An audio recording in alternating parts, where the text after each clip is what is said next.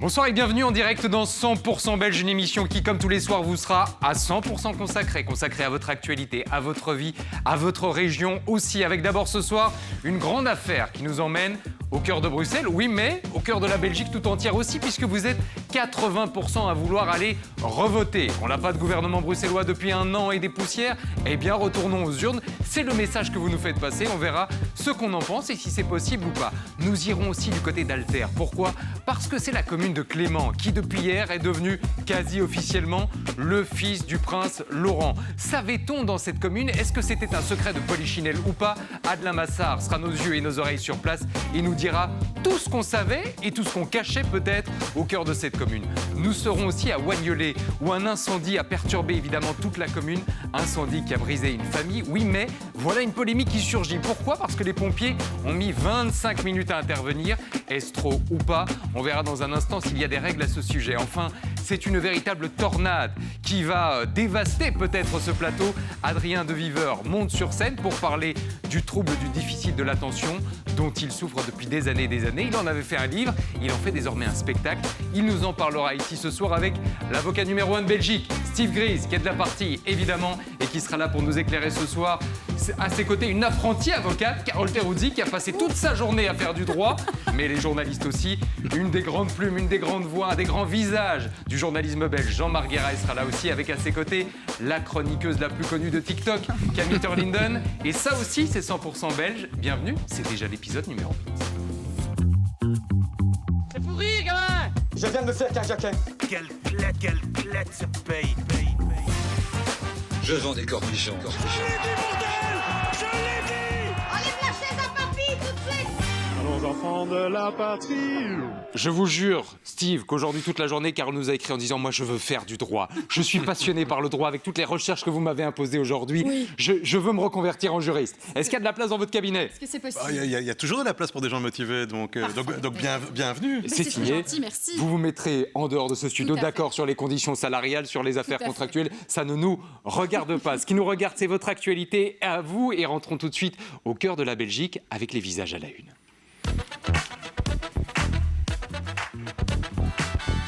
Et 3 visages dont on voulait absolument vous parler ce soir. D'abord, le visage de Clément, qui a fait le tour des médias ce matin. C'est lui, le nouveau fils, entre guillemets, du prince Laurent.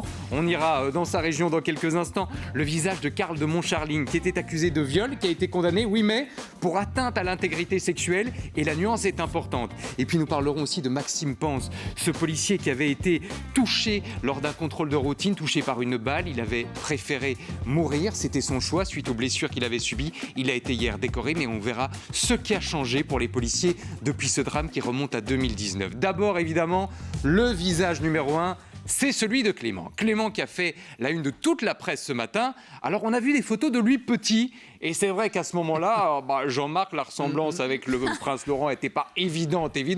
Par contre, en grandissant avec les années, là, on se dit quand même, regardez cette deuxième photo, ouais, il y a un truc qu'il a confirmé hier sur les antennes de VTM avec beaucoup d'émotion dans la voix et dans le regard.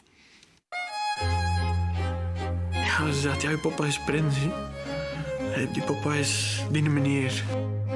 Als hij dan een prins is, wat ben ik dan? Dus dat wil zeggen dat mijn onkel de koning van België is. Dan op een gegeven moment krijg je daar een nummer in mijn ogen geschoven, dat ik denk van, dat is gewoon zijn nummer. Dat is gewoon echt zijn... Allee, versta je? Dus ik bel en die telefoon gaat over. Echt, mijn hart zat hier. Sondage Express qui a regardé hier soir ou qui était à la piscine? Moi, j'étais pas à la piscine, mais j'ai pas regardé. Vous n'avez pas regardé, Jean-Marc? Vous n'avez pas regardé? Des extraits, j'avoue. Des extraits, Steve? Plus proche de la piscine que de la télé. Ah non, vous étiez déjà en train de donner des cours de droit à Carole, évidemment, hier soir. Bon, évidemment, il y a des déclarations diverses et variées depuis ce matin. On a appris que le prince Laurent, qui a l'habitude de communiquer avec la presse régulièrement, avait mis le pied sur le frein ces dernières semaines. C'est ce qu'il a dit à Pierre Nizet. Voilà le message qu'il lui a envoyé cet été. Je ne peux pas vous donner du temps, je travaille non-stop à régler des problèmes que je dois encaisser. Sous-entendu, les problèmes, c'est la sortie de Clément, cette émission qui a été évidemment diffusée hier. Et puis, Clément, ce qui retient l'attention de tout le monde, c'est quelque part sa simplicité en disant « je veux juste aller boire une bière avec mon père ». On sent que l'envie, elle est là, uniquement là, sur le côté humain et pas sur le reste. N'empêche, se pose cette question, Jean-Marc, est-ce que pendant toutes ces années, le prince Laurent a versé des allocations familiales? Et si ce n'est pas le cas, est-ce que maintenant qu'il est, entre guillemets, presque officiellement le père, il va devoir le faire? Alors d'abord, il a une bonne bouille. Hein. Ouais. Il faut bien, la bouille de son père. Il faut bien le reconnaître, un gros nounours comme ça. Il est plutôt sympathique. Et c'est un peu curieux de voir le fils du prince Laurent parler néerlandais avec un accent. Mais bon, voilà, il faudrait juste s'y faire. Alors, il faut savoir que visiblement, le contact existe depuis des années entre le fils et le prince Laurent. Ceci dit, la reconnaissance ici, c'est un peu une reconnaissance obligatoire. Je vous ferai d'ailleurs remarquer que tout ce qui est révélation sur la famille royale, ça vient en général du nord du pays. Mario Danels pour Delphine Boel, maintenant la VTM pardon, pour le fils du prince Laurent. Et lorsqu'il y a eu un livre francophone, Question royale, souvenez-vous, de Frédéric de Boursu, c'est passé en dessous du tapis et il a été un peu placardisé. C'est juste pour vous dire qu'il y a quand même une vision, une autre culture des choses. Alors, pour l'instant, il y a reconnaissance, je dirais, médiatique, mais maintenant, il faut c'est pas l'avocat et la future avocate qui vont me contredire, il faut une reconnaissance légale, officielle. Il n'y a pas eu d'allocation versée pendant toutes ces années. Wendy, elle a pas reçu un petit bas de laine chaque mois ou chaque semaine pour s'occuper de son fils. Je rappellerai gentiment que c'est peut-être pour ça que le prince Laurent se plaint régulièrement que sa dotation n'est pas suffisamment élevée, parce qu'il avait encore une grande famille à entretenir, à nourrir. Ceci dit, s'il devient officiellement le 4e enfant du prince Laurent, il aura droit à l'héritage, comme les 4 autres. Et là, si j'ai bien compris, il va pouvoir choisir son nom. Il faudrait peut-être lui poser la question. Est-ce qu'il veut la question du nom ou pas? On va poser la question du nom à l'avocat Steve dans un instant. Est-ce qu'il sera ou pas un Saxe-Cobourg? Mais avant ça, je voulais juste vous montrer ces images remplies d'émotions au moment où, avec sa maman Wendy, il feuillette l'album de famille et il tombe sur des images qui le ramènent de près ou de loin chez son père. Maar zie ik een schone foto. Ja, dat was ook bij papa thuis.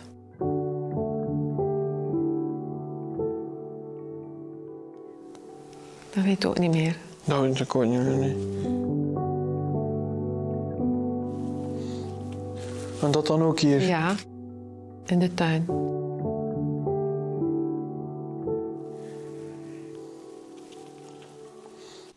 Souvenirs qui sont très diffus évidemment chez Clément vu son jeune âge, mais tout ça remonte à la surface avec beaucoup d'émotion.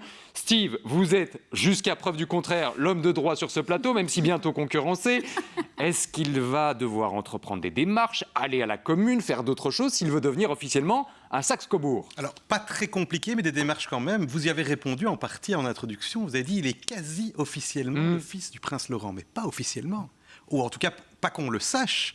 Et donc, pour cela, il faut qu'il y ait d'abord une reconnaissance juridique, une reconnaissance officielle qui se fait facilement auprès de la commune. Une fois qu'il sera reconnu officiellement, il y a désormais une démarche qui est beaucoup plus simple qu'avant, depuis le 1er juillet 2024. Avant, vous deviez demander l'autorisation pour changer de nom, vous savez à qui? Non. Au roi. Oui, et ça...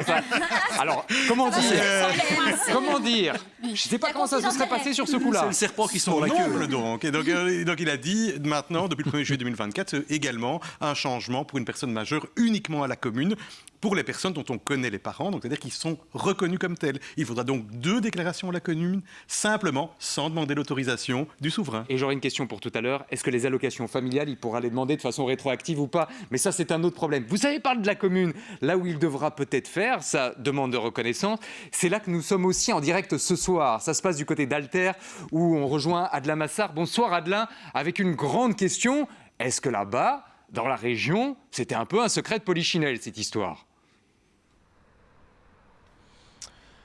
Bah écoutez, j'irai pas jusqu'à dire que tout le monde connaissait un petit peu Clément et sa maman, mais presque, étant donné la notoriété d'Iris van den Kerkhove et de son fils, qui par ailleurs avait un petit job de barman dans un bar bien connu de la place, autant dire qu'on pouvait pas le manquer.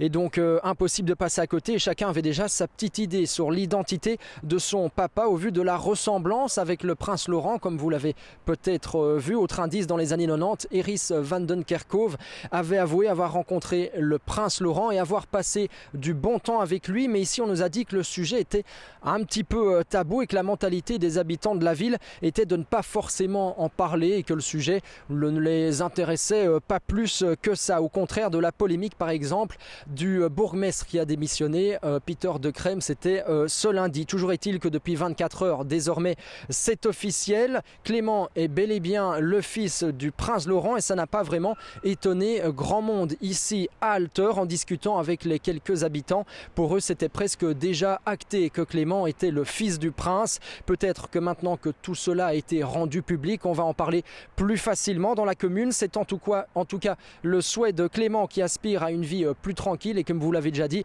espère pouvoir rapidement boire un verre avec son papa. L'occasion pour les habitants d'Alter de peut-être apercevoir le prince. Ah, s'il travaille au bar, effectivement, ça va être plus facile de boire un verre avec son papa rapidement. Tout à l'heure avec vous, on entendra les habitants d'Alter pour voir effectivement comment on réagit. Et puis on ira peut-être faire un tour du côté de la commune aussi. Mais avant ça, le deuxième visage à la une ce soir, c'est celui de Karl de Montcharling. Karl de Montcharling qui, souvenez-vous, homme de la nuit bien connu, avait été accusé de viol par plusieurs femmes.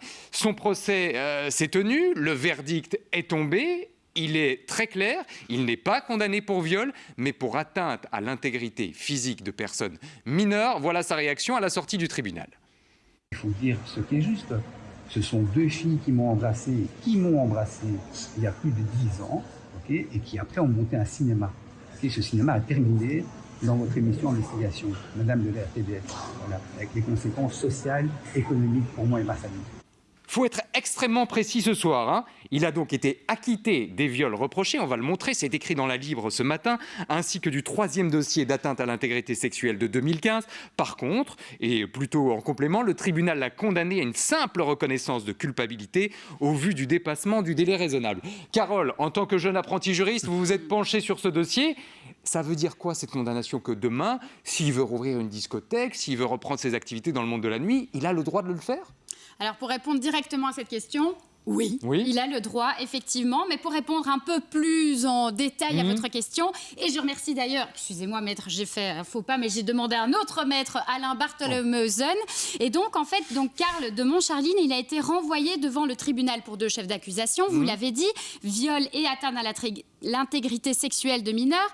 Et au final, il a été reconnu coupable d'atteindre à l'intégrité sexuelle de mineurs, mais acquitté pour le viol. Qu'est-ce que ça signifie? Que le tribunal a déclaré sa culpabilité, certes, mais n'a pas prononcé de condamnation, donc pas de peine, que ce soit ni principale ni accessoire, comme une interdiction d'exercer. Ça n'a pas été fait. Donc cette absence de peine, elle s'explique notamment par le temps qui est écoulé, vous l'avez dit aussi, puisque ça fait plus de 10 ans que ça a été fait. Et donc, ça a joué dans la décision pour des raisons de délai. Donc, en résumé, et pour répondre simplement, il a été reconnu coupable, mais il n'a pas été condamné. Il est donc libre d'exercer. Si demain, il a envie de réouvrir une discothèque, il a tout à fait le droit. Et on sait que c'était vraiment le roi de la fête. Il suffit de consulter ses réseaux sociaux pour voir à quel point il avait la fête dans le sang. C'est sa passion, c'est sa vie, c'est son métier. On verra ce qu'il en fait dans les prochains jours. On verra d'ailleurs aussi s'il fait appel de tout ça. Vous avez l'impression, vous Jean-Marc, qui connaissez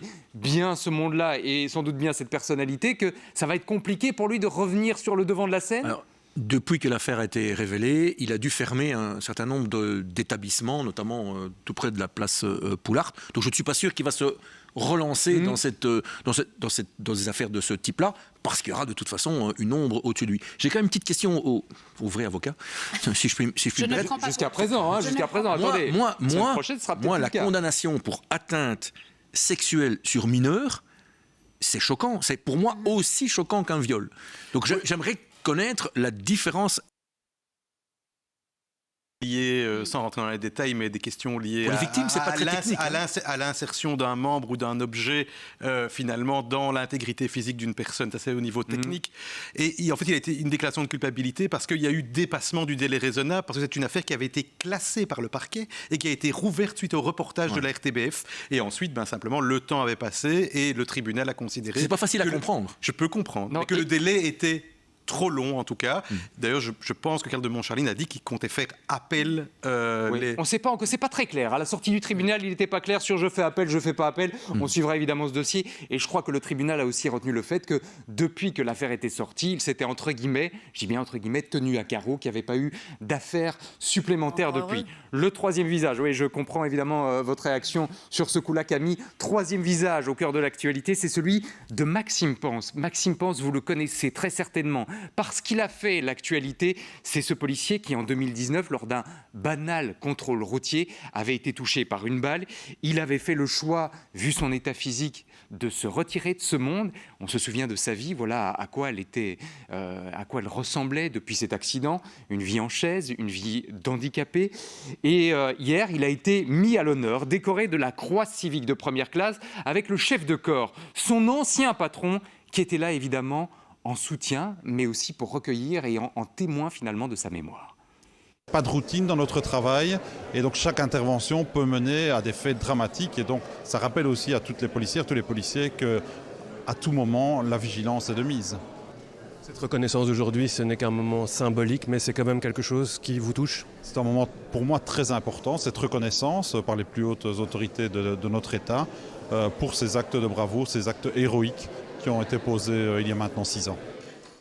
Très bien, Camille, la reconnaissance, la croix civique, et on verra dans quelques instants que la famille était très touchée. Mais ceci dit, est-ce que depuis 2019 et ce fameux banal contrôle routier, les choses ont changé? Est-ce qu'aujourd'hui on protège mieux les policiers face à ça? Alors j'ai passé ma journée au téléphone pour tenter d'apporter des réponses. J'ai eu le porte-parole du ministre de la Sécurité qui m'a renvoyé vers le porte-parole de la police fédérale. J'ai essayé de contacter le bourgmestre de la ville de Liège. Tout ça pour dire que je n'ai pas obtenu de réponse officielle, mais ça ne m'a pas empêché de faire ma petite enquête sur Internet de mon côté. Alors je n'ai trouvé aucune réforme légale ou nouvelle règle publique spécifique qui aurait été annoncée officiellement comme résultat direct de cet incident. Alors le chef de corps de Liège a alerté dès 2019 sur les dangers lors de ces contrôles routiers classiques, mais aucune information publique ne mentionne une modification du cadre réglementaire depuis. Ça ne veut pas dire qu'il n'y a pas eu d'ajustement opérationnel en interne, mais ils n'ont pas été communiqués ouvertement. Vers l'extérieur. Ce serait intéressant d'entendre la voix des policiers. N'hésitez pas à nous dire si,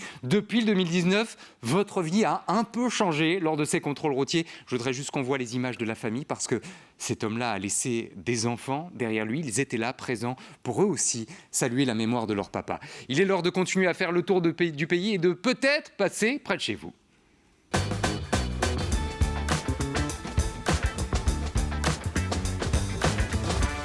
Avec 3 escales ce soir, du côté de Uccle, du côté de Wagnelet et du côté d'Auderghem. À Uccle, vous allez le voir, il se passe des choses. À Wagnelet aussi, il est question d'un incendie, mais de l'intervention des pompiers. Et à Auderghem, c'est une école qui est dans la tourmente. On en reparlera dans un instant. Mais avant ça, arrêtons-nous à Uccle. Uccle, on la connaît, cette commune, comme l'une des communes les plus riches, les plus paisibles peut-être du pays. Il y fait bon vivre, comme on dit parfois. Oui, mais ça n'empêche que parfois, le quotidien peut être chahuté. La preuve avec cette image. Regardez ce qui a été écrit à un passage pour piétons.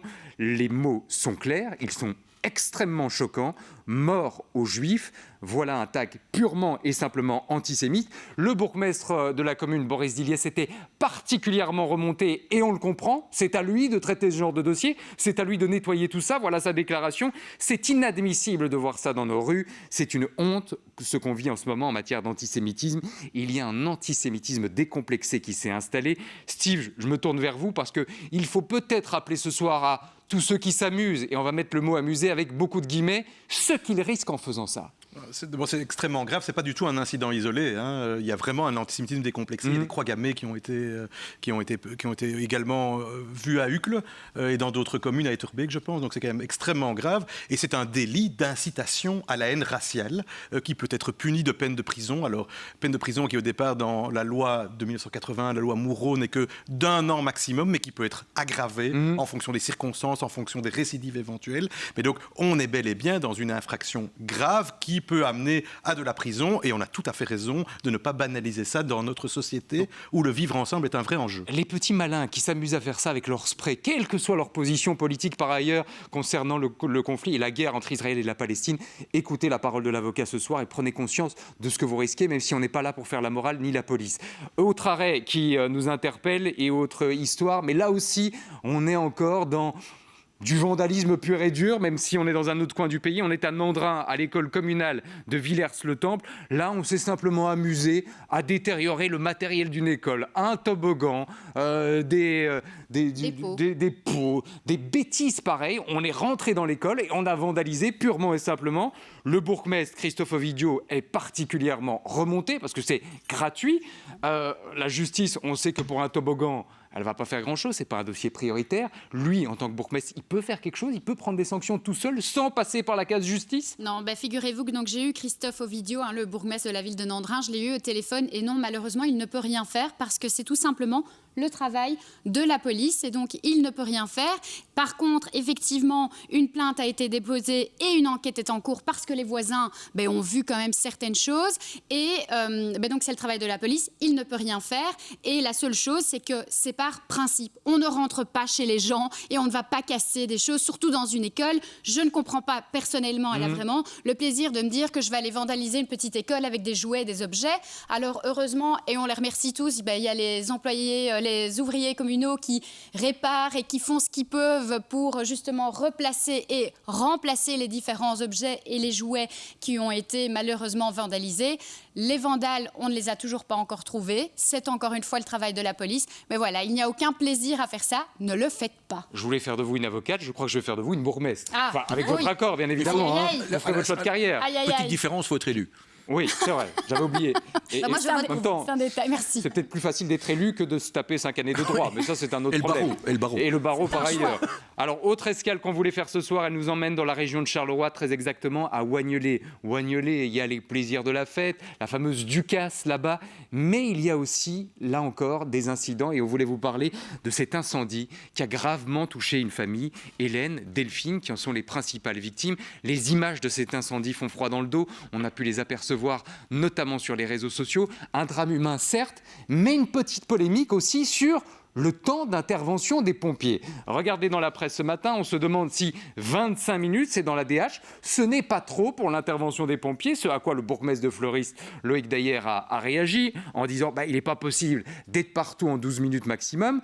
Camille, le temps d'intervention des pompiers, c'est quelque chose d'encadré. Ils ont, je ne sais pas moi, maximum 10, 12, 13, 14 minutes pour être là ou pas? Alors j'ai contacté le SPF Intérieur Sécurité Civile et monsieur Damien Dermot m'a dit qu'en Belgique, il n'y a pas de délai d'intervention maximum fixé par la loi pour les pompiers. Alors la règle, c'est l'aide adéquate la plus rapide, qui est une règle prévue par une loi de 2007. Donc, chaque zone de secours fixe ses propres objectifs de temps d'intervention en fonction des risques locaux. Alors, j'ai eu également Philippe Filleul au téléphone, qui est le vice-président de l'organe des pompiers de Belgique, qui m'a dit que ça dépendait aussi du type de policier. Parce que je ne sais pas si vous saviez, mais il y a deux types de policiers. Les policiers professionnels qui font ça à temps plein. Les pompiers, du coup. Les pompiers professionnels qui font ça à temps plein, qui sont toujours de garde. Et il y a les pompiers volontaires qui font ça à côté d'une autre activité principale, exactement, et qui, eux, fixent certaines disponibilités. Donc, si c'est eux qu'on doit appeler, évidemment, ça va prendre plus de temps. Donc ça influence, tout comme le fait d'habiter en zone rurale ou en zone urbaine.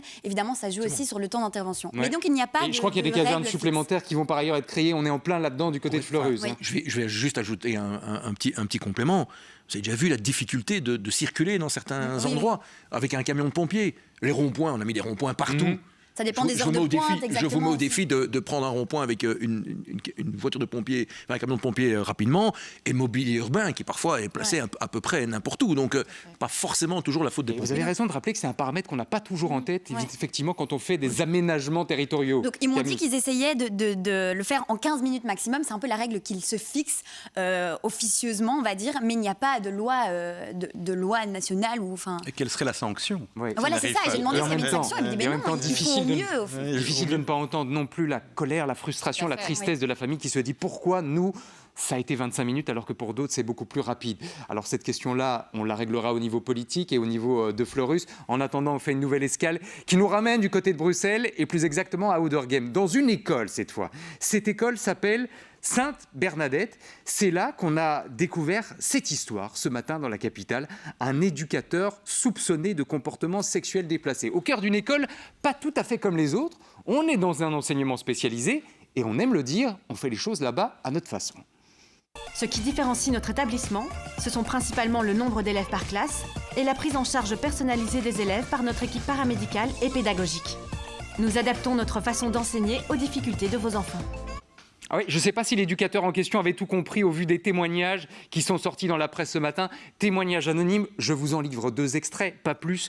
Pendant les heures d'école, il me faisait monter à la bibliothèque, me demandait de l'embrasser, de lui faire des fellations. Un jour, nous nous sommes embrassés dans la bibliothèque, j'avais 16 ans. Autre témoignage, on se parlait sur Snapchat, il me demandait des photos de pieds ou dénudés dans certaines positions.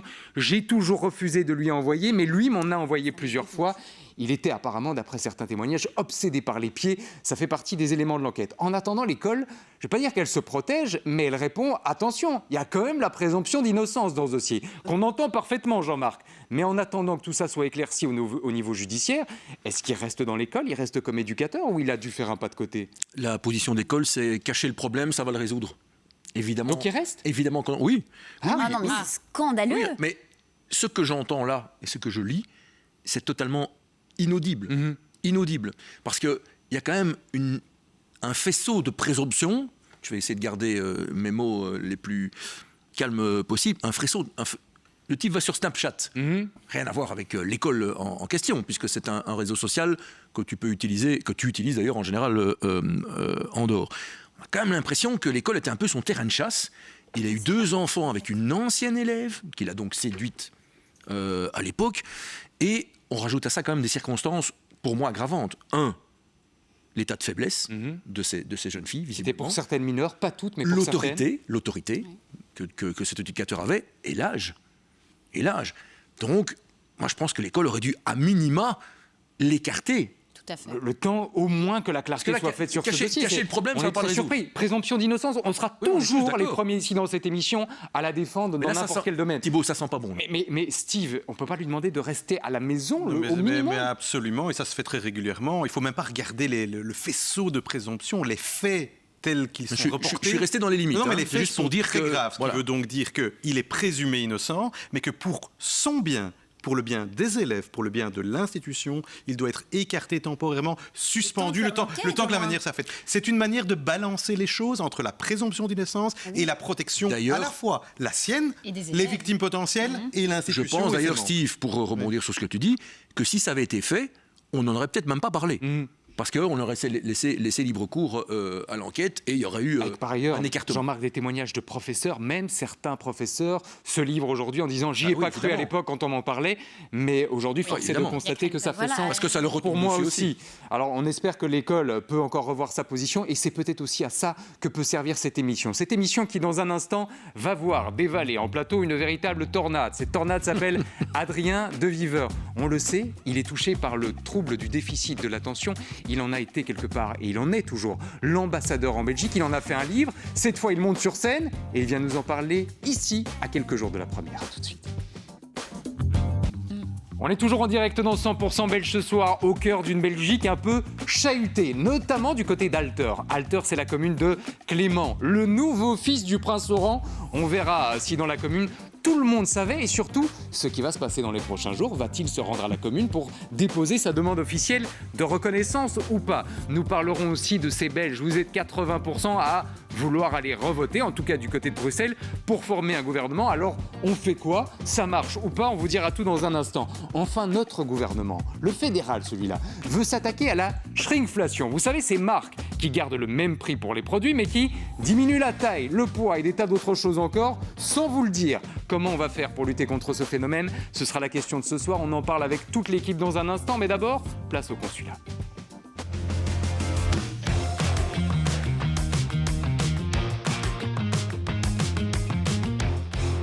Et dans le consulat, on accueille ce soir un homme de télé, de radio, un homme de médias. Il est passé par tous les plateaux et évidemment par le Grand Cactus, cette émission qu'il présente avec succès depuis des années et des années. Il s'est fait aussi connaître comme ambassadeur des TDAH, des personnes atteintes du trouble du déficit de l'attention avec ou sans hyperactivité. Depuis, il en a fait un livre et cette fois, il monte sur scène pour en parler. Excité comme un enfant un soir de décembre, l'euphorie diffuse dans le corps, monte à la tête comme un shot de liqueur, un nuage duquel je veux pas redescendre. Parfois j'assume pas trop mes ambitions, donc je détourne le regard comme si j'accompagnais une pote à l'épicé, comme si j'achetais mes premières clopes à l'épicier. Vive de ma passion, on verra bien. Je sais très bien que c'est risqué l'art, des fois j'ai l'impression que je sers à rien. Bonsoir Adrien. Bonsoir Thibaut. Merci d'être là à quelques jours maintenant de la première. Je ne sais pas comment va le trouillomètre ce soir parce qu'effectivement, dans quelques jours, on passera de l'affiche, de la promo au véritable premier pas sur la scène. S'il devait y avoir un mot pour résumer votre état d'esprit là, maintenant, ce soir, c'est quoi? Anxieux, enthousiaste? On peut vous en offrir plein, mais c'est à vous de choisir. Je dirais impatient. Parce qu'en fait, à un moment donné, on arrive à un processus, une étape du processus qui est celle de ok, je pense que toutes les clés sont là, je pense que le texte je l'ai, les intentions de jeu, je commence vraiment à bien les comprendre maintenant, je sais que je ne dois pas parler trop vite, je sais que je ne dois pas parler trop fort, et donc j'ai l'impression maintenant qu'on va pouvoir tout doucement se lancer dans le bain, parce qu'à un moment donné, on arrive à une sorte de point de rupture comme ça, où on se dit, tant que le public n'est pas là, on n'arrivera pas à performer aussi bien que quand on est entouré et quand il y a des gens qui sont réactifs au spectacle. On avait plein de mots à vous proposer, excité, anxieux, heureux, rassuré, motivé. On va donc garder impatient ce soir. Ce qui est très lié au TDAH d'ailleurs, l'impatience. Oui, il paraît. Tiens, à propos, on va montrer la salle dans laquelle vous allez jouer dans quelques jours. Imaginez que cette salle sera complètement pleine. Vous êtes des tortionnaires. Ce qui est une folie dans l'absolu pour quelqu'un qui n'a jamais fait de scène. Et en même temps, paradoxalement, on se dit que pour vous, c'est peut-être un exercice plus simple que le livre, par rapport évidemment à votre parcours de TDAH. Lequel des deux exercices est le plus compliqué, honnêtement? Alors c'est vrai qu'on pourrait éventuellement se dire que c'est peut-être un peu plus simple que le livre parce qu'il n'y a pas tout ce travail qui va nécessiter un travail sur le long terme avec de la concentration et de l'attention qui est là pendant des semaines, des mois quand on écrit un livre. Ici, en l'occurrence, tout ce travail il est fait en amont et on ne le montre pas et on ne doit pas spécialement l'imprimer sur des pages. Mais en revanche, ici, on est sur un flux tendu, on n'a pas droit à l'erreur. Tandis que quand on écrit un livre, on peut appuyer sur la touche Escape, on peut faire du coupé. On a des relecteurs, on a la famille qui vient, etc. Ici, on n'a rien du tout. Il y a juste un mec qui est tout seul sur scène pendant 1 heure, 1 heure et demie. Et donc, l'exercice est quand même nettement plus complexe en termes de concentration sur le moment même, de profiter du moment présent aussi, parce que c'est ça aussi, quand on est sur scène comme ça, on a parfois tendance à se dire, ok, on va vite au fond, comme ça c'est fait, merci, au revoir. Non, il faut justement parvenir à bien faire passer les intentions. Donc, c'est un exercice qui est très complexe. Vous parlez à juste titre d'un mec tout seul sur scène, pour reprendre votre expression, et en même temps, ce spectacle, c'est aussi celui d'un duo. Et je voudrais qu'on affiche le visage d'un homme, qui est votre metteur en scène, Achille Ridolfi. Alors, vous n'avez pas choisi n'importe qui, puisque cet homme-là a quand même eu un Magritte, le Magritte du meilleur espoir masculin. D'habitude, il est parfois sur scène. Et je voudrais qu'on lise ce qu'il a dit de vous, parce que ces mots sont forts. Il m'avait touché, à l'époque où vous faisiez de la télé, à vos tout débuts. Je voyais un mec qui cherchait sa place, il y avait de la maladresse, c'était très rafraîchissant. Plus tard, quand j'ai lu son livre, j'ai encore été plus touché, car j'ai eu accès à son intimité. Est-ce qu'au-delà d'un metteur en scène, c'est presque une relation humaine, une relation d'amitié qui est née? Ouais, je pense vraiment. La première fois qu'on s'est vu, c'était au courant du mois de mars. On a directement matché, on s'est directement rendu compte qu'il y avait une chouette complémentarité qui pouvait se mettre en place dans le cadre d'un processus de travail comme celui de la mise en scène d'une pièce de théâtre. Et donc, effectivement, il y avait moi tout le respect que j'avais pour le travail qu'il avait, mais aussi tout le respect que j'ai directement eu pour la personne humaine que c'est-à-dire très à l'écoute. Je pense que dans les premiers rendez-vous, je crois que je l'ai quasi pas entendu parler. En fait, il a fait que me poser des questions, il a fait que essayer de comprendre mon système de fonctionnement. Et Dieu sait à quel point c'est compliqué. Mais il a vraiment été très attentif et en fait, c'est créé une relation très particulière et très complémentaire entre un gars qui est hyper posé, hyper centré et qui sait où il va, avec un mec qui parle super vite, super fort et qui sait jamais où il va aboutir. C'est lui qui, Adrien, vous a dit tout de suite, on n'est pas là pour donner des clés, des conseils pratiques, des méthodes pour guérir. Raconte ta vie et uniquement ta vie. C'est ça. Et là, moi, je lui ai répondu, mais non, mais en fait, moi, c'est pas du tout ça que j'ai envie de faire. Moi, j'ai envie juste de parler du TDAH et de donner plein d'outils aux gens pour qu'ils puissent s'en sortir. Il me dit, non, ça, c'est dans ton livre. Ici, on est sur scène, tu vas nous raconter ta vie, tu vas nous expliquer ce que tu traverses comme épreuve, ce que tu traverses comme moment extraordinaire aussi, et les gens vont s'identifier et ils vont se dire, ok, en fait, lui, ce qu'il a vécu, nous, on le vit aussi un peu à travers notre TDAH. Et donc, l'objectif, c'est vraiment ça, c'est de pouvoir être dans du testimonial et dans du vécu. Pour ceux qui se demandaient si c'était une transposition du livre, on a bien compris que c'était tout à fait autre chose qu'on allait voir sur scène. Alors, il y a un truc qu'il a dû négocier avec vous ou que vous avez dû négocier avec lui, c'est ça. Le sport, parce qu'on sait que ça fait partie intégrante de votre vie. Pas plus tard que ce week-end, on vous a vu à vélo et pas dans n'importe quelle compétition. Ça avait l'air costaud comme regardez, c'est le Tour de France. Ça faisait partie des choses qui ne pouvaient pas se négocier dans votre équilibre de vie. Ah oui, ça c'était tout à fait indispensable que le sport fasse partie intégrante du spectacle. Et en fait, c'est quasi un fil rouge tout au long du spectacle. On va se rendre compte qu'en fait, le mouvement, le sport, l'adrénaline liée au sport, la dopamine liée au sport, elles font partie intégrante du spectacle et elles seront là tout au long du processus. On va distiller tous ces moments de sport tout au long du spectacle.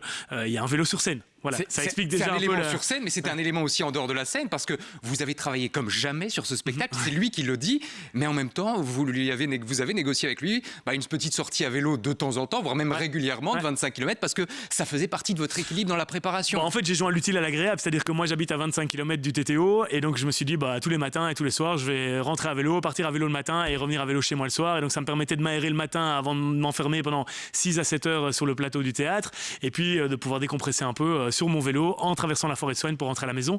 Donc ça fait partie effectivement de ma vie, mais ça fait partie complètement de la scène aussi, parce que je vous le dis, il y a un vélo sur scène et vous allez voir que ce vélo a une importance capitale tout au long du projet. Le vélo sera sur scène, on aura d'autres choses sur scène, y compris des témoignages, je crois, de vos proches, même si on va pas lever le voile là-dessus.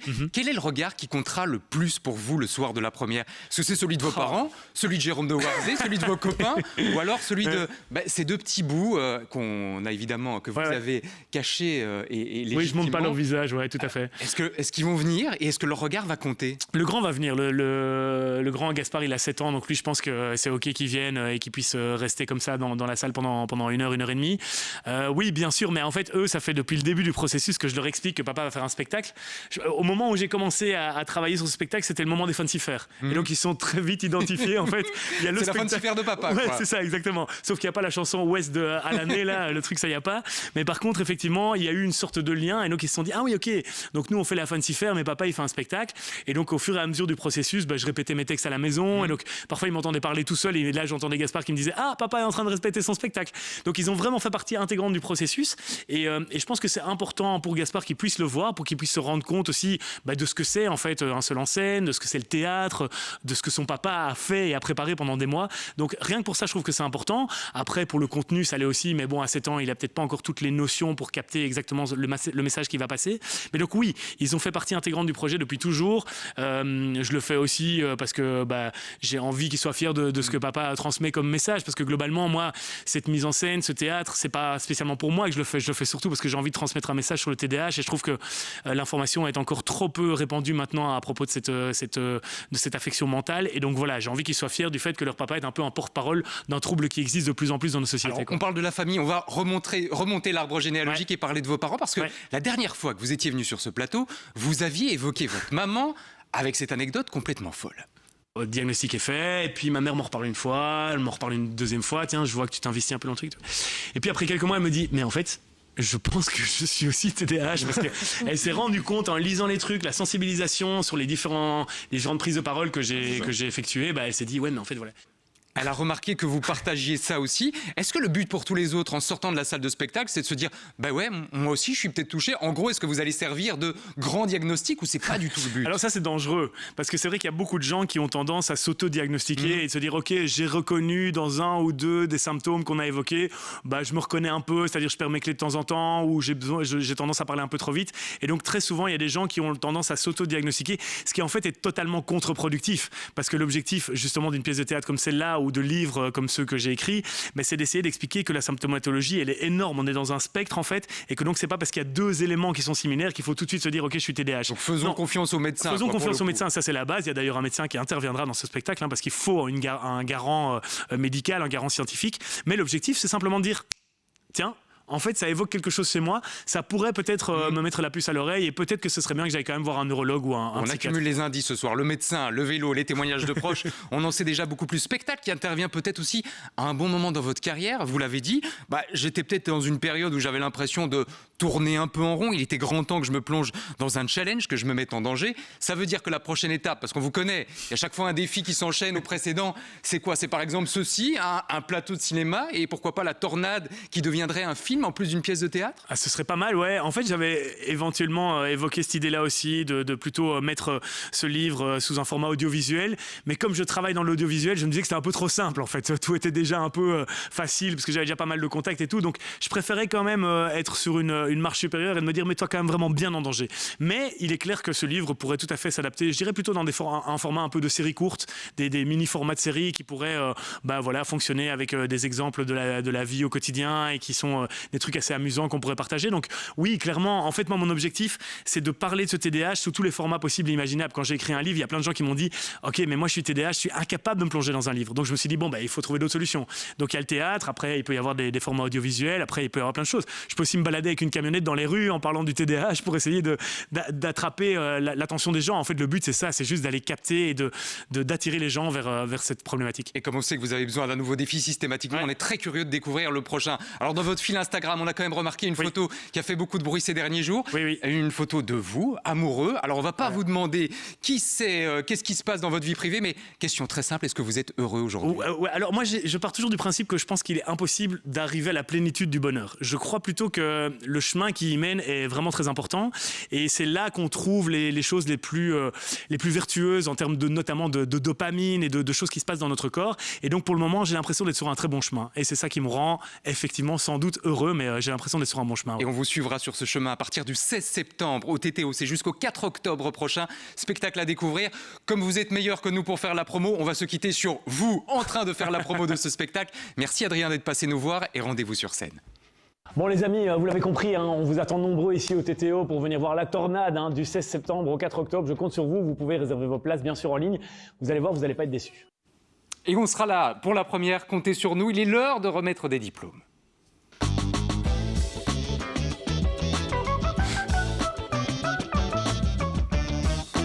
Ou pas d'ailleurs, c'est le moment du bulletin des personnalités, avec d'abord un premier visage qui ne fait pas partie des ténors du gouvernement, mais il fait son petit bout de chemin. Il s'appelle Rob Benders. Rob Benders, c'est lui, le secrétaire d'État, celui qui défend les consommateurs, c'est-à-dire nous. On le reconnaît notamment à son appareil auditif qui le distingue un petit peu des autres. Voilà que cet homme-là veut s'attaquer à la shrinkflation. La shrinkflation, vous savez ce que c'est? Regardez ces fameux emballages là. Milka, c'est les spécialistes pour ça. Ils vous vendent un produit, ils gardent le même prix, sauf qu'ils diminuent la quantité sans vous le dire. Ce qui a le don d'énerver le ministre qui dit ceci: il est inacceptable que les fabricants trichent, ça mine la confiance du client qui est traité comme un imbécile. Carole, on est quand même un petit peu surpris parce que dans l'article, Rob Benders nous dit « Ouais, mais moi sans l'Europe, je vais rien pouvoir faire ». On a le droit de faire quelque chose, nous les petits Belges ou pas? Oui, alors effectivement, il y a déjà certains pays qui ont mis en place certaines choses, mais donc en Belgique, on pourrait mettre certaines choses. Mais en cherchant un petit peu, je me suis dit, mais pourquoi viser l'échelon européen? Et j'ai trouvé 3 réponses pour vous qui, vous allez voir, sont très intéressantes. La première, c'est d'abord pour éviter des règles différentes selon le pays, puisqu'on parle d'une Europe, une Europe unie. Donc le fait que si tout le monde se met à adopter la même règle, eh bien effectivement, on harmonise et c'est beaucoup plus facile et on protège le consommateur. La deuxième, parce que le Parlement européen s'y intéresse déjà. En effet, c'est une question officielle qui a déjà été posée à la Commission européenne.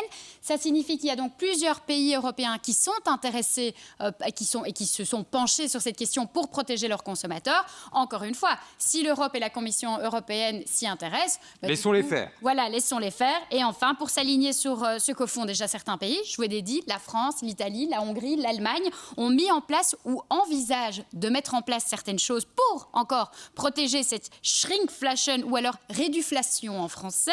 Donc c'est une action européenne qui permettrait Merci pour le cours de langue. Écoutez, voilà, c'est avec grand plaisir. Tant qu'à faire, si on prend un mot supplémentaire. Merci. Voilà, la réduflation, mais donc voilà, le fait que tous les pays de l'Europe se mettent sur un même pied d'égalité, ça va faciliter évidemment la protection du consommateur. Madame la juriste, je me permets de vous remercier officiellement ce soir. Ceci dit, je me tourne quand même une nouvelle fois vers notre avocat numéro 1. Pourquoi? Parce que c'est le seul homme. C'est le seul. Le seul homme qui, sur ce plateau, peut nous aider, peut-être même nous sauver. Si demain, Steve, j'achète exactement le même produit que d'habitude, celui que j'achète depuis des années et des années dans mon supermarché, je rentre à la maison en m'apercevant que ce produit a été recompacté, a perdu des grammes ou ce que vous voulez. Est-ce que j'ai le droit de porter plainte? Par exemple chez vous? Pas à ce stade. Non. À ce stade. Non, malheureusement pas à ce stade. Ce n'est pas de la publicité commerciale trompeuse à ce stade. Je change d'avocat, c'est comme ça.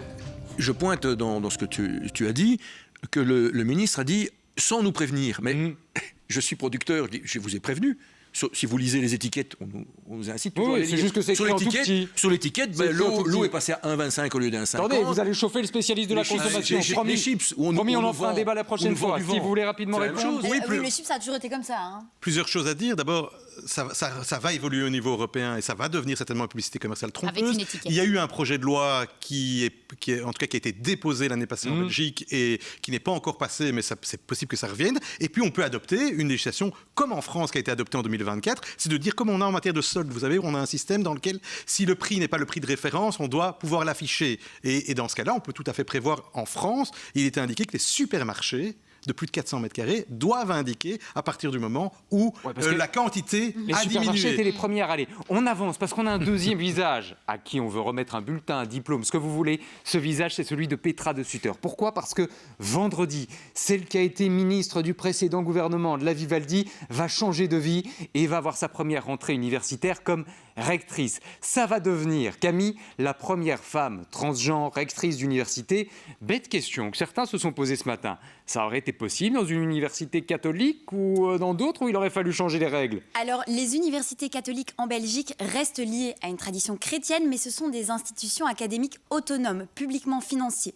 Et en pratique, il n'y a pas de règles religieuses ou canoniques qui interdisent une personne transgenre de se présenter comme recteur ou rectrice. Alors, c'est un vote qui se fait, c'est une élection qui se fait en interne par les professeurs et le personnel académique. Alors, à Gand, c'est symboliquement plus fort parce que c'est une université publique qui est historiquement progressiste.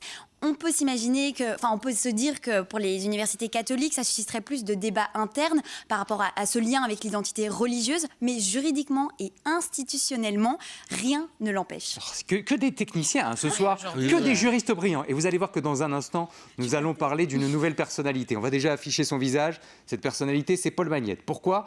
Parce qu'il va peut-être lui aussi changer de carrière, il veut ouvrir une école un peu étrange, on en parle juste après ça dans 100% Belge, et puis on recevra la star du moment, celui qui va remplir le cirque royal. On ne vous dévoile pas encore son nom, mais vous découvrirez son visage juste après ça, tout de suite. Il y a quelques instants, nous nous sommes quittés sur ce visage, le visage de cet homme, Paul Magnette. Que se passe-t-il autour du visage de Paul Magnette ce soir ? Nous vous avons parlé d'une école qu'il serait susceptible de créer, qu'il aurait envie de créer. Voilà ce que l'on apprend dans l'ADH du jour au sujet de Paul Magnette. C'est à tout le moins interpellant. Voilà que le PS va ouvrir une école de militants pour, paraît-il, reprendre le contrôle du récit politique. Jean-Marc, on s'interroge ce soir sur cette école. Est-ce qu'on va avoir un vrai diplôme ? Est-ce qu'on va pouvoir aller travailler chez Steve avec ce diplôme ? Est-ce qu'on va pouvoir devenir journaliste comme Carole avec ce diplôme ou pas ? Alors, quand j'ai reçu la conduite de l'émission, j'ai cru que j'allais vraiment m'inscrire dans l'école pour voir comment ça se passe. Ah oui. Être militant socialiste, ça aurait été quand même pour moi très... une sacrée expérience, ça aurait été inattendu. Oui, mais enfin, tout doit être vécu dans la vie. Donc, elle s'appelle Émile, cette école, en hommage évidemment à Émile Van der Velde. Ils ont des références quand même. Ce qu'ils veulent, c'est évidemment avoir de nouveaux adhérents, des jeunes, parce qu'il faut savoir que le Parti socialiste, auprès des jeunes, est dépassé par le PTB. Dans les universités, le PTB est très présent avec le Comac. Exactement, où ils ont, eux, un storytelling, une manière de travailler les jeunes qui deviennent des ambassadeurs du parti. Et visiblement, du côté du Parti socialiste, on est un peu en manque. Donc on va en trouver des nouveaux avec, je suppose, le petit guide rouge du militantisme. Une école, mais pas de vrai diplôme. Comment... J'exagère. Pas de vrai diplôme à la sortie. Là, vous avez été mauvais goût. Un brevet. Votre inscription va être refusée si ça continue comme ça. Je vous préviens. Il y a un test à l'inscription. J'espère qu'il n'y a pas de droit d'entrée. Alors, on a peut-être un autre avenir pour vous que l'école du Parti socialiste. C'est peut-être un avenir royal. Et pour ça, on va retrouver à Alter l'envoyé spécial.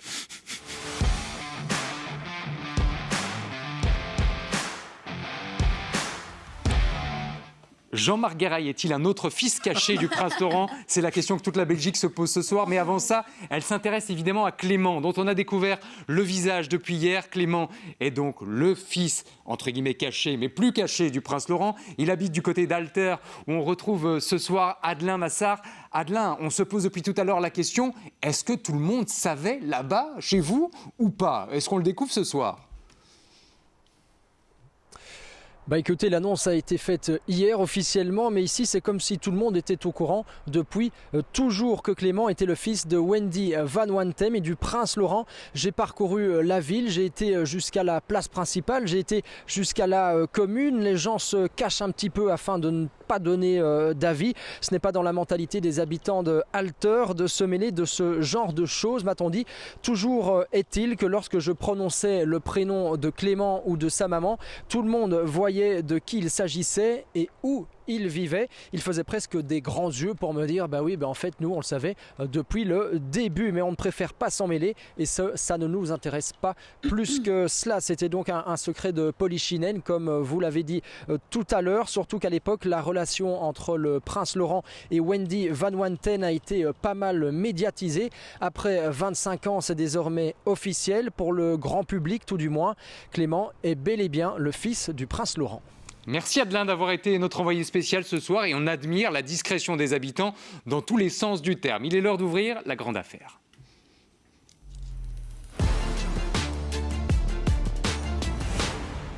Avec une question ce soir, qui veut vraiment revoter? Qui veut revoter du côté de Bruxelles, où depuis, vous le savez, de longs mois, tout le monde essaye de former un gouvernement. David Leister a tenté de former un gouvernement. Il s'est pris les pieds dans le tapis pendant des mois et des mois. Christophe de Beuquelard a tenté de former un gouvernement. Il s'est pris les pieds dans le tapis pendant des semaines et des semaines. Et puis voilà que dernièrement, c'est Yvan Verhofstadt qui a essayé lui aussi de trouver une solution. Il a été renvoyé à ses études. Et depuis, David Leister est arrivé avec une proposition en disant en fait, on pourrait retourner au Parlement, demander une majorité des 2/3, reconvoquer des élections et après 1 an et demi, on doit mettre toutes les possibilités sur la table, y compris celle de revoter. Ce à quoi vous nous dites oui, à 80%, on est prêt à aller à revoter pour trouver une solution. Reste que c'est pas si facile que ça à mettre en place, on le verra dans un instant. Quel est votre avis autour de la table? Je démarre avec vous, Jean-Marc. Pour vous, c'est quelque part un aveu de lâcheté d'aller revoter? Pourquoi? Oui, parce que j'aimerais bien savoir quels sont les 80%. Je suppose que ce ne sont pas tous des Bruxellois qui demandent de se... Soyons tout à fait honnêtes, ce sont les lecteurs de la Libre qui se sont prononcés. Voilà. Donc, ils ne sont pas, à mon avis, tous bruxellois. Ce qui se passe à Bruxelles est scandaleux. Les gens ont voté, qu'on soit d'accord ou pas avec le vote, il existe des majorités possibles et il n'y a aucune qui sort des discussions. Ça veut dire que chacun campe sur ses positions, regarde son petit nombril, ses petits intérêts, et pendant ce temps-là, une région capitale comme Bruxelles est en train de crever. Je trouve ça scandaleux. Allons au théâtre dans quelques instants avec Fabio, avec Adrien de Viveur pour oublier tout ça. C'est ce qu'il nous reste du côté de Bruxelles. Camille, j'ai l'impression que vous tenez à peu près le même discours en disant si on va revoter, qu'est-ce qui nous assure qu'on aura une meilleure solution? Pour moi, revoter, ce serait trop facile. Ça voudrait dire qu'on accepte la déresponsabilisation des partis. Ça voudrait dire reconnaître que les présidents de partis en qui les citoyens ont donné leur confiance, qui leur ont confié un mandat, sont incapables de se mettre autour d'une table pour trouver un compromis. Et puis, qui nous garantit qu'on n'aurait pas de nouveau les mêmes résultats et les mêmes blocages et les mêmes problèmes? Moi, je pense que c'est trop facile et ça ne changera pas foncièrement les blocages qu'on a actuellement. Vous remarquerez au passage qu'on se pose les mêmes questions aux nos copains français qui, vous le savez, depuis la chute de François Bayrou, se disent est-ce qu'on va revoter ou pas? Est-ce que Macron va remettre sa démission ou pas? C'est un peu les mêmes deux pays différents, mais les mêmes questionnements profondément. Steve, je crois que vous êtes aussi un peu scandalisé par tout ça, vous?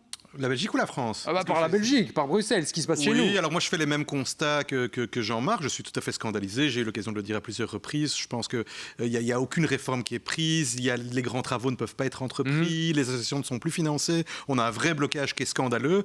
Je n'ai pas la même conclusion que Jean-Marc par contre, parce que oui, si le constat est que je trouve déplorable le fait qu'ils n'arrivent pas à se mettre d'accord, qu'ils fassent des exclusives et tous, parce que finalement chacun a un peu ses exclusives, je ne vois pas pourquoi, même si techniquement j'aurais peut-être l'occasion d'en reparler, c'est très compliqué, mais finalement pourquoi est-ce que finalement les cartes ne devraient pas être rabattues, peut-être pour arriver au même résultat, ou peut-être indifférent, mais à Bruxelles, nous devons faire, c'est encore pire qu'au fédéral, nous devons faire 2 majorités, potentiellement pas miroir, les 2 majorités doivent s'entendre individuellement et ensemble. Et donc je pense vraiment qu'après maintenant un peu plus d'1 an, on a essayé beaucoup de choses. Le constat est un constat de déception. Le constat est un constat de scandale pour les acteurs, en tout cas, qui bénéficient, ou en tout cas qui ont besoin de la région bruxelloise. Mais il y a besoin de trouver une solution. Et alors, je peux continuer à dire que c'est scandaleux. Ça n'amène finalement pas la solution que je souhaite. C'est intéressant, Steve. C'est une solution de l'acheter, au final. Eh bien, écoutez, il n'est pas impossible que j'arrive à la même conclusion que vous. Mais moi, je veux une solution. Et si les personnes autour de la table sont dans l'incapacité, je ne veux pas que pendant 5 ans, elles continuent à être dans cette incapacité. C'est intéressant, Steve, parce que l'homme de droit que vous êtes, c'est très bien que c'est compliqué, mais en même temps, le citoyen est un peu révolté et dit « Pourquoi pas ?» Je termine avec vous, Carole, qui regardait tout ça depuis peut-être un œil un peu plus wallon, en disant « Bah ouais, mais pour finir, avec quel résultat ?» Tout à fait. Là, je rejoins un petit peu Camille en disant pour l'instant, il n'y a aucune décision politique qui donne suite à ces élections. Et donc, je me dis c'est bien, donc vous allez refaire voter les gens. Donc, je suis assez... un peu choquée de me dire qu'il y a 80% qui veulent retourner voter, mais vous n'avez aucune garantie qu'à la fin de ce vote, il va y avoir une conclusion. Donc je ne comprends pas, sachant qu'on parle de coûts, etc. voter et faire aller voter les gens, ça coûte de l'argent et une organisation. Alors, sur base de l'échantillon représentatif de la Belgique en plateau ce soir, à savoir 4 personnes, je dirais que notre sondage est un petit peu différent et que ce soir, les Belges en plateau ne sont pas particulièrement favorables à l'idée de revoter. Dans un instant, nous découvrirons le visage de l'homme dont nous vous parlons depuis le début. Cet homme va remplir tout seul et quasi sans promo le Cirque Royal. Il va vous faire rire, il va vous faire danser, il va vous faire manger. On vous donne son prénom, Fabio. Il revient dans un instant. Et maintenant, oui seulement maintenant, on a le droit de vous montrer son visage. Il s'appelle Fabio, il est là. Regardez-le bien, parce que dans un instant, il va être cuisiné par tous nos chroniqueurs et subir une rafale de questions. Mais surtout, c'est cet homme-là qui, tout seul, va remplir le Cirque Royal dans quelques jours. Avant de le recevoir, place à vos questions sur l'actu.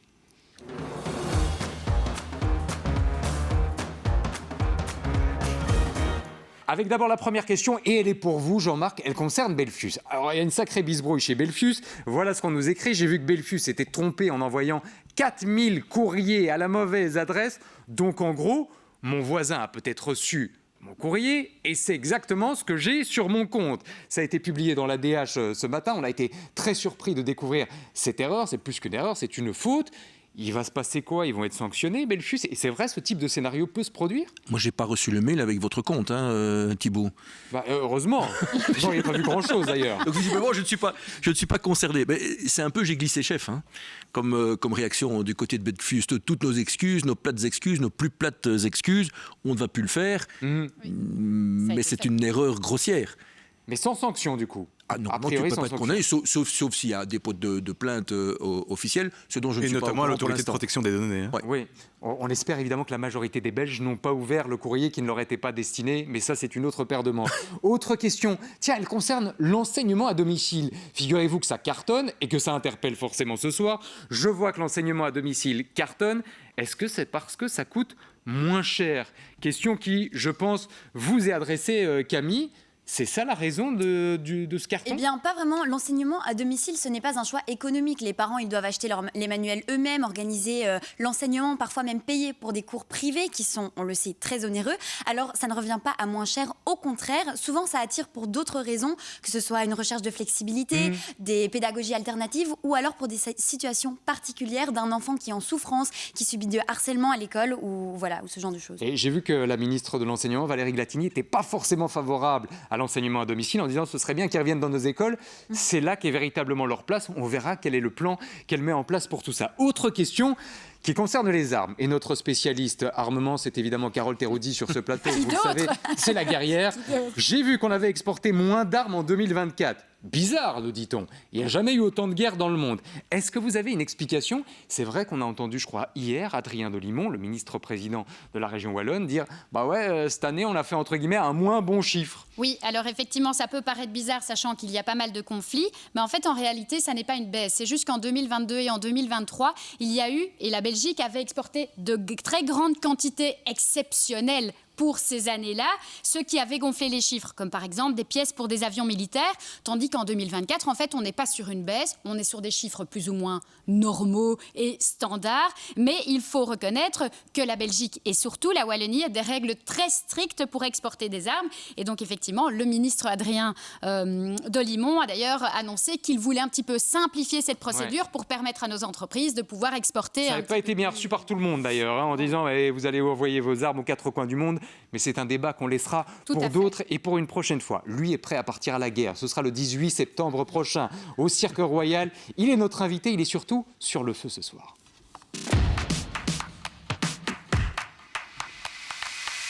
Il s'appelle Fabio, il vous fait rire depuis des années et des années, vous le voyez notamment dans le Tarmac Comedy Club, mais sur toutes les scènes de Belgique. On se souvient qu'on l'avait découvert il y a des années et des années. À l'époque, il n'avait pas encore ses lunettes fumées. On va parler du racisme un peu ce soir. Faut savoir que moi, avant, j'étais raciste. Ça vous a calmé, hein? T'as vu? Et t'as vu, le public s'est divisé en deux. D'un côté, t'as les bobos guindés. Parler de racisme en cette période, mais quelle audace! Et au fond de la salle, il y a quelques flamands du Vlaams Blanc qui ont fait ça a l'air intéressant, ce qu'il dit. On va quand même l'écouter, hein? On vous a privé de bisous à Jean-Marc tellement il fallait non, aller c'est vite. fait, Bonsoir c'est Fabio, c'est fait. C'est fait, évidemment. C'est le fait. premier bisou. Le premier. Je n'ai pas eu cette chance. Vous savez, Je suis désolé. C'est le manager de tous les jeunes talents dans cette émission, donc s'il vous a parrainé, s'il vous a reconnu, c'est bon signe. Le 18 septembre prochain, Fabio, vous allez remplir le Cirque Royal avec un spectacle qui s'appelle Fabio à l'italienne. Juste avant de laisser toute l'équipe vous poser les questions qu'ils ont sur le cœur et dans leur sac, question, est-ce que vous vous souvenez de ce professeur qui avait dit « Vous n'êtes pas fait pour être comédien ». C'est dans la salle, là, le 18 Je m'en septembre. souviens, mais tous les jours j'y pense. Ouais.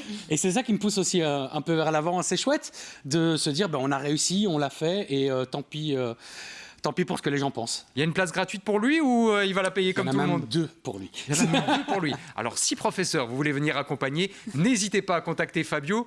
Dépêchez-vous parce qu'il reste vraiment quelques places. En attendant, place aux questions des chroniqueurs. On lance le chrono. Et on démarre avec vous, Steve. Bonjour. Votre humour, c'est avant tout la caricature, les stéréotypes. Et donc, c'est potentiellement un terrain miné, un terrain risqué. Quelles sont les limites que vous fixez pour éviter justement de vous tomber dans ce qui a fait dans les années 80-90 avec Michel Leb? Moi, c'est les limites de ma connaissance. À part ça, à partir du moment où je connais et que j'ai fréquenté certaines personnes, certaines ethnies, moi j'ai traîné avec tout le monde dans ma vie et pour moi on peut rigoler de tout le monde et avec tout le monde. C'est les fameux accents que vous faites, dont l'accent italien que vous maîtrisez à la perfection. 99% c'est l'accent italien. On peut avoir une petite démo? Comment? On peut avoir une petite démo? L'accent, mais c'est mon père, il parlait comme ça tout le temps et moi je l'aime mon père, je l'adore. Carole? Alors, au vu de la quantité d'humoristes qu'il y a sur scène aujourd'hui, qu'est-ce qui vous différencie? Comment est-ce qu'on se différencie? Les lunettes fumées déjà, ça me différencie ça fait des beaucoup. autres, ça fait beaucoup hein. On l'a vu en 6 ans, la progression grâce au verre fumé, incroyable. Il n'y a que ça qui m'a sauvé en fait. Non, c'est le fait de prendre vraiment du plaisir, de ne pas être stressé sur scène, d'y aller et de se montrer partout. Et je joue mais tous les soirs, 2-3 fois par soir. Et je crois que c'est ça qui me différencie de plus ou moins des autres. Ok. J'ai entendu que dans votre spectacle, il y allait avoir des danseuses, mais aussi quelque chose d'autre. Et c'est ça qui m'intéresse particulièrement parce que c'est mon dessert préféré, le tiramisu. Est-ce que vous comptez vraiment en offrir à tous les... Je me suis fait avoir avec ça. Oui, on espère, on va alors, sûrement... écoute, moi aussi, normalement, je serai là. Mais oui, et tiramisu, en fait, c'est ça l'italienne, c'est de la bouffe, du rire et de la bonne humeur. Non mais c'est génial, comme vous savez, j'adore. Alors, à propos d'italienne, dans ton spectacle, oui, une certaine Tiziana, très présente, c'est sa femme, hein. Elle est sicilienne.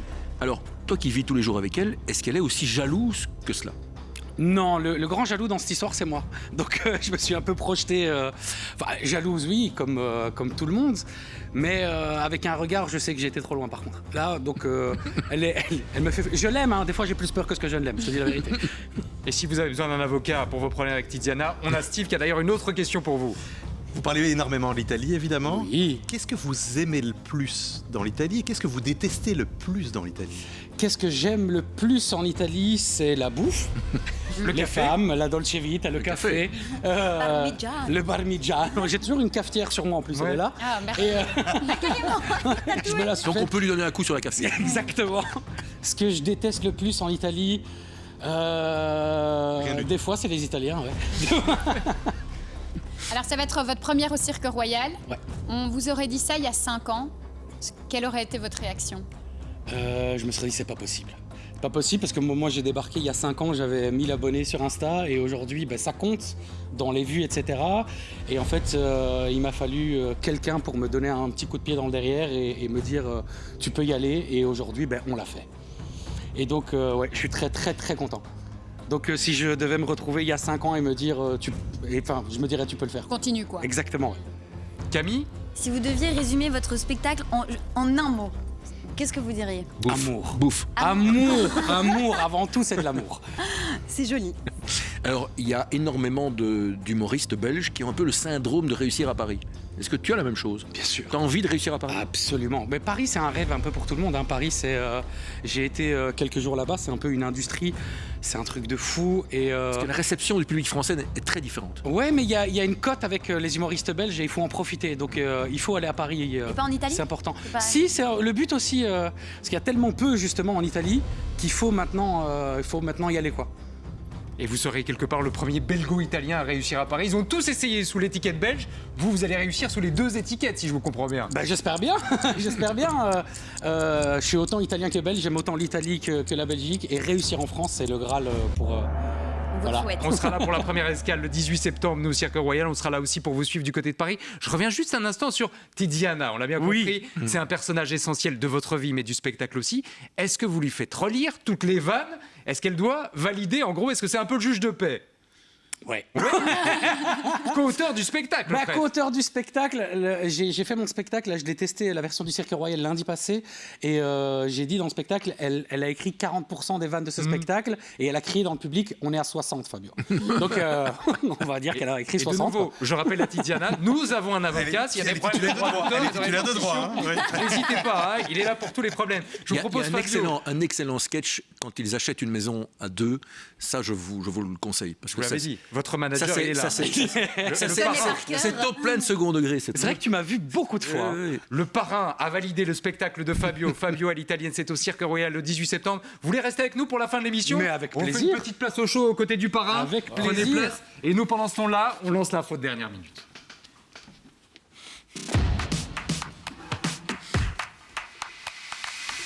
On change complètement de registre. Je vous l'avoue, c'est le grand écart. Mais l'info de dernière minute, elle concerne l'actrice française Judith Godrèche, qui a partagé sur ses réseaux sociaux, il y a quelques heures à peine, le fait qu'elle était mise en examen. Mise en examen, pourquoi? Parce que vous savez qu'elle a dénoncé Jacques Doyon, le réalisateur, en disant « Cet homme-là m'a violée », sauf que la plainte est touchée par la prescription. Par contre, lui a porté plainte contre elle pour atteinte à l'honneur, et cette plainte-là est recevable. Je voudrais quand même l'avis des femmes autour de la table. Et évidemment, Judith Godrèche dit « Mais vous imaginez, pour les femmes, plus personne ne va oser prendre la parole. En fait, quand on porte plainte, ça se retourne contre nous. Est-ce que vous êtes aussi en colère qu'elle ce soir? Tout à fait, ça n'aidera pas les victimes parce que déjà, oser dire qu'on a été violé ou qu'on a eu C'est extrêmement courageux. C'est extrêmement courageux. Et le fait d'avoir un mur ou d'avoir un refus en face de soi, je ne veux même pas imaginer la difficulté qu'on a de se reprendre ça en plein dans la figure. On comprend évidemment, Camille, il y a le cadre du droit, il y a la prescription, tout ça, ça existe. Mais vous avez la même colère qu'elle aussi? Ah, mais moi, en tant que femme, je trouve ça scandaleux et je suis complètement d'accord. Je pense que ça peut aller à l'encontre de la cause défendue par les femmes. On essaye justement et on essaye de défendre des beaux projets justement d'être courageuse et de se prendre comme ça quelque chose en pleine figure. Je trouve ça profondément triste. Jacques Doyon, qui n'est donc pas mis en examen, mais à cause de qui Judith Godrèche est donc mise en examen depuis aujourd'hui, c'est officiel. Peut-être la réaction d'un juriste, Steve? Oui, alors je peux comprendre tout à fait que moralement, éthiquement, on considère que ce soit parfaitement choquant. Attention, la mise en examen, qui n'est l'équivalent plus ou moins de l'inculpation, comme on connaît en Belgique, ça ne veut absolument pas dire qu'on est coupable, ça veut simplement dire qu'on a des droits, en tout cas en tant que personne contre qui une plainte a été formée, et que on verra si les services de l'État décideront qu'il y a un procès. Ce n'est même pas certain qu'il y ait un procès. Oui, mais c'est vrai que je peux comprendre que le mot mise en examen peut inquiéter, mais déjà, mise en examen. Le frein de la prescription et puis ça. Mise en examen, c'est le début de l'enquête avec des droits pour tout le monde. Donc le mot est peut-être extrêmement choquant, mais en tout cas, ça ne fait pas d'elle certainement pas quelqu'un qui va être condamné. On se dit presque, Steve, qu'on devrait choisir un autre mot que le mot mise en examen, tellement il est lourd à porter, celui-là. Voilà ce qu'on voulait vous dire ce soir pour l'info de dernière minute. On ne va pas se quitter sans le programme télé du soir qui vous est offert par Anna. Bonsoir Anna. Ce soir, sur LN24, on voyage, on enquête et on réfléchit. À 19h20, cap sur l'Andalousie avec Échappée Belle. Soleil, tapas et paysages qui donnent envie de troquer le studio contre un sombrero. À 20h20, changement radical d'ambiance avec section de recherche. Là, on sort la loupe et les gros moyens. Et puis, à 22h10, place à un monde ou rien. Un rendez-vous pour prendre du recul et comprendre ce qui nous entoure. J'ai vu comment vous l'avez regardé, Fabio. Tiziana va pas aimer. Elle va pas aimer le coup de regard. Là, vous allez avoir des problèmes à la maison. Tex Avery. Et ça fera peut-être une nouvelle scène dans le spectacle. 18 septembre prochain, c'est le Cirque Royal de Fabio, son tout premier Cirque Royal. Merci d'avoir été avec nous ce soir. Merci à vous de m'avoir invité. Merci Jean-Marc, merci Camille, merci Carole, merci Steve. Dans un instant, vous l'avez compris, vous avez rendez-vous avec Échappée Belle. Nous, on se retrouve demain, même heure, même endroit. Salut.